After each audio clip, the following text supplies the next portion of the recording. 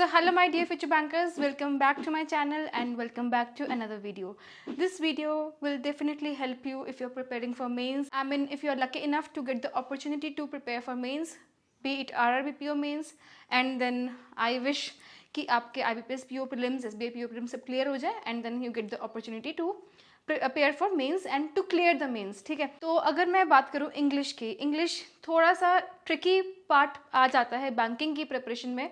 मतलब उसमें एक्यूरेसी के चांसेस थोड़े से गिर जाते हैं और उसको मेंटेन करने के लिए आई विल टेल यू कि what should be the right strategy to attempt English mains. ठीक है, मतलब जैसे मैंने आपको प्रीलिम्स का बताया कि कैसे क्वेश्चंस को सिलेक्ट करना है. जैसे जैसे एक्चुअली क्या है ना, जैसे मैंने कल ही वीडियो अपलोड किया था है ना इंग्लिश प्रीलिम्स का. जैसे जैसे मैं क्वेश्चन देख रही थी तब मुझे याद आ रहा था कि मैं कैसे अटेम्प्ट कर रही थी. लेकिन ऐसे अगर आप मेरे से सामने से पूछोगे मे बी मैं नहीं बता पाऊँ. लेकिन कल जब मैंने मॉक खोला तो मुझे अपने आप वो ऑटोमेटिक जो ऐसे होता कि हाँ पहले छोटे वाले सेंटेंसेस को पढ़ो, ये सब मैं जो है चीज़ें हैं छोटी छोटी मैं तभी बता पाई अगर मेरे सामने मॉक आया है ना. तो ऐसे ही मैं अभी आपको इंग्लिश मेंस का बताऊंगी कि उसको कैसे अटेम्प्ट करना चाहिए. तो मैंने ना ये सोचा है कि क्योंकि जैसे प्रीलिम्स वाली वीडियो में जैसे मॉक टेस्ट मैंने अटेम्प्ट किया है ना, तो उसमें मैच द कॉलम्स नहीं थे वो तो, लेकिन मुझे बाई चांस याद आ गया. तो मैंने ये सोचा कि मैं एक या दो मॉक्स खोल के आपको दिखाऊंगी कि कौन कौन से क्वेश्चन को कैसे अप्रोच करना चाहिए. ठीक है, तो हम सीधा स्टार्ट करते हैं. Will straight away jump to the mock test. ठीक है, and again I would like to tell you कि इंग्लिश के लिए प्लस मेंस के जो सेक्शनल्स हैं या फिर आपको टॉपिक वाइज प्रैक्टिस करनी है, बी इट रीजनिंग के डिस्टेंस डायरेक्शन ब्लड रिलेशन, थोड़े से हाई लेवल के क्वेश्चंस अगर आपको करने हैं तो स्मार्ट किडा से अच्छा कोई भी मॉक टेस्ट नहीं है. ये आप सबको वैसे पता होगा, लेकिन मैं आपको सिर्फ बता रही हूँ कि मेरे पास ये सब था, मेरे पास ईच एंड एवरीथिंग था. तो I think I am in a better position to tell you कि कौन सी चीज़ कौन से प्लेटफॉर्म का कौन सी चीज़ बेस्ट है. जैसे कि मैं आपको बताती रहती हूँ गाइडली के पजल्स, ये सब प्रीलिम्स लेवल पजल्स अच्छे हैं, क्वांट के अच्छे हैं. ऐसे ही स्मार्ट किडा का अगर मैं आपको बताऊँ कि आपको क्या क्या करना चाहिए, एक आपको उसके क्विजेस परचेज करने चाहिए, क्विजेस की प्रैक्टिस पक्का करनी चाहिए आपको, और प्राइस भी कुछ उसका ज़्यादा नहीं है. उसके बाद अगर आपको प्रैक्टिस करनी है तो टॉपिक वाइज इंग्लिश की प्रैक्टिस आप कर सकते हो.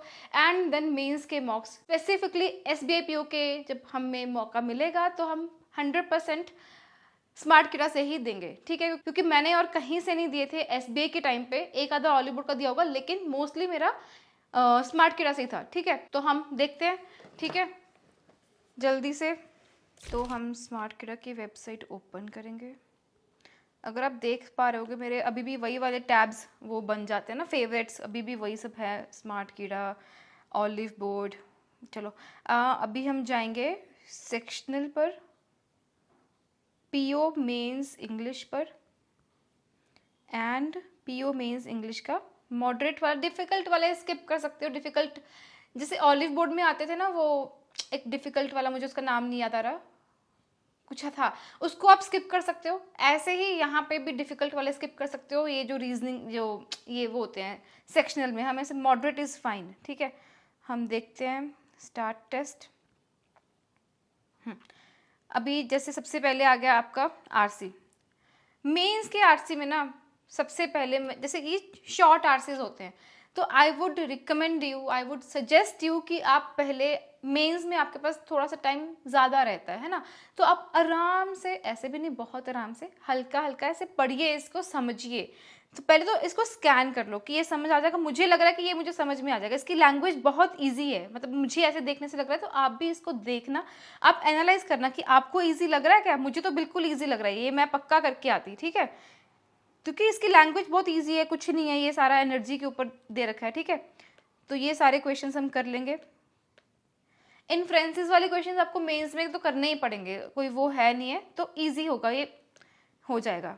उसके बाद ये सारा हो गया. उसके बाद क्या है ये इफ सेंटेंस, अच्छा इफ सेंटेंस D. ठीक है, ये पैराजंबल आ गया ना शायद, क्या है ये, if sentence D is the first sentence, what is the order of. ठीक है, पैराजंबल में हम कर सकते हैं. हम क्या करेंगे ना, मतलब जो पैराजंबल करने की एक राइट टेक्निक रहती है, D इन्होंने फिक्स कर दिया ना, उसके बाद ना आप पहले थोड़ा सा ऑप्शंस को देख लो कि क्या है. तो जैसे A 3 बार है ना, तो ऐसे ही आपको ऑप्शंस के थ्रू देखना है. मतलब इसको आप देख सकते हो, अगर आपको 1-2 मिनट देना, 2 मिनट अगर आपको नहीं समझ में आया तो आप आगे बढ़ जाना. अभी मेरा मन नहीं करा टाइम देने को, क्योंकि मुझे लगता है कि वीडियो बहुत लंबा हो जाएगा। अगर आप कहोगे तो आई विल सॉल्व, आप मुझे कमेंट सेक्शन में बता देना, तो आई विल ट्राई। अभी मेरा बिल्कुल वो नहीं हो रहा, ठीक है। ऐसे ये छोटे छोटे क्वेश्चन तो छोड़ने ही नहीं है। For the given option similar context, ठीक है, ये तो इट इज़ वेरी डिफिकल्ट, ये तो आराम से करने हैं, ये सब क्वेश्चंस करने ही करने हैं। इनको ये भी हम करेंगे, ये भी करेंगे, ये सब करेंगे, ये भी हम करेंगे।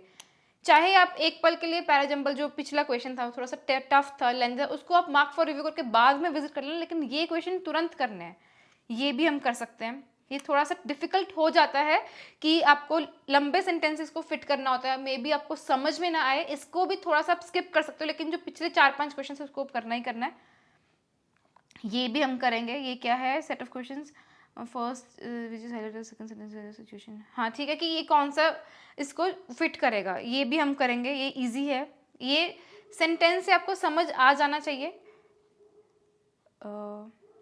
मतलब मेरा कहने का मतलब सिर्फ यही है, चाहे वो प्रीलिम्स है चाहे वो मेंस है, आपको पहले छोटे वाले क्वेश्चंस करने हैं, छोटे वाले सेंटेंसेस को पहले पकड़ना है। दूसरी चीज, अगर अब मेंस का है तो जैसे पैराजंबल था पिछले वाला क्वेश्चन है ना, तो उसको आप 2 मिनट दे सकते हो। मतलब प्रीलिम्स और मेंस में डिफरेंस क्या है, मेंस में ना आप जैसे पैराजंबल वाले क्वेश्चन को आप 3-2-4 मिनट तक भी दे सकते हो, लेकिन आप प्रीलिम्स में एक क्वेश्चन को 4 मिनट नहीं दे सकते हो। मतलब प्रीलिम्स में 4 मिनट एक क्वेश्चन को नहीं दे सकते, मतलब 20% ऑफ योर टाइम आप नहीं दे सकते हो, लेकिन इसमें आप दे सकते हो क्योंकि इसकी ड्यूरेशन ही 40 मिनट्स की होती है, ठीक है। ऐसे क्वेश्चंस हम करेंगे। इडियम्स, ये आपको ना, जैसे ये क्वेश्चन है ना, इडियम्स है, फ्रेजेस है, आपको सेंटेंस पढ़ के समझ में आ रहा है तो ठीक है, लेकिन तुक्का भी अगर आपको मारना तो 90% के ऊपर श्योर होना चाहिए, तो ये आप मारना, ठीक है।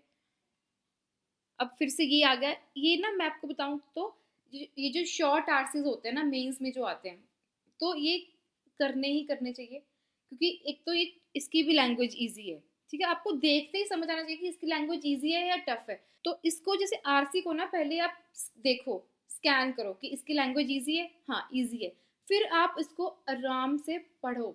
आप जैसे प्रैक्टिस करो ना घर पे हो, तो आपको ना टाइमर से देखना चाहिए। आपने सपोज स्टार्ट कर दिया अपना टाइमर, आप टाइमर की तरफ मत देखो, लेकिन आप इसको उतना अच्छे से पढ़ो कि आपको समझ में आना चाहिए कि इसमें लिखा क्या है। तो चाहे आपको 5 ही मिनट क्यों ना लग रहे हो, लेकिन आप पढ़ो, ठीक है। आप ये मत सोचना कि यार मैं तब से पढ़े जा रहा हूँ, 5 मिनट लग रहे हैं तो 5 मिनट लगा के भी पढ़ो। जब आप 5 मिनट इसको अच्छे से पढ़ोगे तो आपके लिए क्वेश्चंस करना बहुत ईजी रहेगा, ठीक है। और ये शॉर्ट आंसर तो और ईजी है पढ़ने, ठीक है। 3 4 5, देखो 5 क्वेश्चंस हो जाएंगे आपके शॉर्ट आरसी से। इसके बाद क्या है, फिर से ये रीअरेंजमेंट आ गया। रीअरेंजमेंट आप कर सकते हो, ये इजी है, ये छोटा वाला है, ये मैं पक्का करती, ठीक है। ये मेरा सही भी हो जाता। पिछले वाला मुझे टफ लग रहा था, वो शायद मेरे से नहीं होता, लेकिन ये तो आराम से हो जाएगा, ठीक है। उसके बाद ये फिर से है, वही क्या बोलते हैं, पैराजंबल। ये क्या है, divided into 3 part, grammatical error.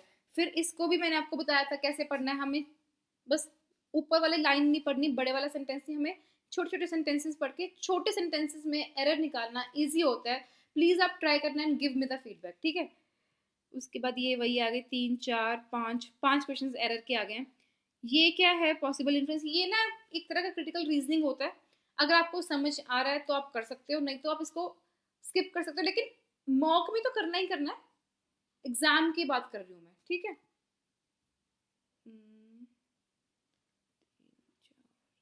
ये क्या है, ठीक है, वो तो खत्म हो गया। ये क्या है, when connected using correct complete sentence, ठीक है। ये आपको there are set of 4 statements in question which when connected using the correct sentence, अच्छा ठीक है। ये कनेक्शंस वाले हैं कि कौन सा सेंटेंस इसके बाद जुड़ेगा, तो ये आपको पढ़ना पड़ेगा पूरा। ये भी आप एक पल के लिए स्किप कर सकते हो, हमें पूरे मार्क्स तो लेके नहीं ना आने हैं। हमें पहले इजी वाले क्वेश्चंस को पिक करना है। मैं आपको दोबारा से, मैंने आपको बता भी दिया वैसे कि कौन कौन से क्वेश्चंस करने हैं। शॉर्ट आंसर्स आपको करने हैं, एरर वाले क्वेश्चंस आपको करने हैं, जो छोटे वाले सेंटेंस रिप्लेसमेंट वाले क्वेश्चंस है वो आपको करने हैं। ये जो छोड़ने हैं, आप एक पल के लिए पैराजंबल अगर आपको थोड़ा सा टफ लग रहा है वो आप छोड़ दो। दूसरी चीज़ें, ये जो पिछले वाला क्वेश्चन था मैं आपको दोबारा दिखा देती हूँ, ये आप छोड़ सकते हो, ठीक है। ये इस पर हम टाइम वेस्ट नहीं करेंगे, अगर लास्ट में बचेगा तो हम अटेम्प्ट कर लेंगे, ठीक है। नेक्स्ट देखते हैं, नेक्स्ट क्या है। In the question certain positions are marked and sentence in bold, ठीक है। Read the paragraph carefully and identify the position at which it can be inserted. इसको हम लास्ट में अटेम्प्ट करेंगे। वैसे इसका लैंग्वेज बहुत ईजी है, लेकिन हम लास्ट में अटेम्प्ट करेंगे। मैं चाहती हूँ आप ये अटेम्प्ट करना, ठीक है, ये वाला मॉक, और मैं भी अटेम्प्ट कर लूँगी अगर आप कहोगे तो। प्रैक्टिस नहीं है लेकिन कर सकती हूँ, ठीक है। इसके बाद ये भी इजी है, ये हम ट्राई करेंगे लेकिन लास्ट। सबसे पहले हमारी प्रायोरिटी छोटे छोटे क्वेश्चन होने चाहिए, फिर शॉर्ट आंसर्स होने चाहिए, उसके बाद जो रिप्लेसमेंट वो सारे क्वेश्चन करके फिर इन क्वेश्चन पे आना है, ठीक है। एंड फिर से ये तो करना ही है, क्लोज टेस्ट है, एक ही वो है, ये भी शॉर्ट आरसी है। ये शॉर्ट आरसी आप प्रेफर करिए करने का, ठीक है। इससे अगर आप डेली बेसिस पर ये सब करोगे या फिर ऑल्टरनेट डेज पर मेंस का करोगे, सेक्शनल इंग्लिश, अगर आपकी इंग्लिश वीक है तो आपकी रीडिंग हैबिट बहुत अच्छी हो जाएगी, आपको एग्जाम में प्रॉब्लम नहीं होगी, आपको देखते ही समझ में आ जाएगा कि ये इजी आरसी है या फिर डिफिकल्ट आरसी है, ठीक है। तो ऐसे ही करना है। इसको हम क्रॉस करते हैं, एक बार दूसरा भी देख लेते हैं। मैं दूसरा इसलिए देख रही हूँ कि अगर अलग लेवल के क्वेश्चंस हैं, डिफरेंट टाइप्स के क्वेश्चंस हैं, तो मैं आपको बता पाऊँ। ये तो शॉर्ट आरसी आ गया भाई, ठीक है। ये क्वेश्चन आप कर सकते हो, ऐसा नहीं है कि लास्ट में ये आप कर सकते हो, ये छोटे क्वेश्चंस हैं, ठीक है। 3 ये क्या है, एरर का है ना। ये जो बड़े वाले सेंटेंसेस में एरर फाइंड करना होता है ना, इसको आप थोड़ा सा लास्ट में करना, क्योंकि इसमें टाइम लग जाएगा, इसमें थोड़ा सा कंफ्यूजन तो होगा ना, इसको लास्ट में करेंगे। बड़े वाले सेंटेंसेस में एरर लास्ट में करेंगे, ये हम कर सकते हैं। ये शॉर्ट आरसी है। उसके बाद क्या है, ये क्या है, ये दिस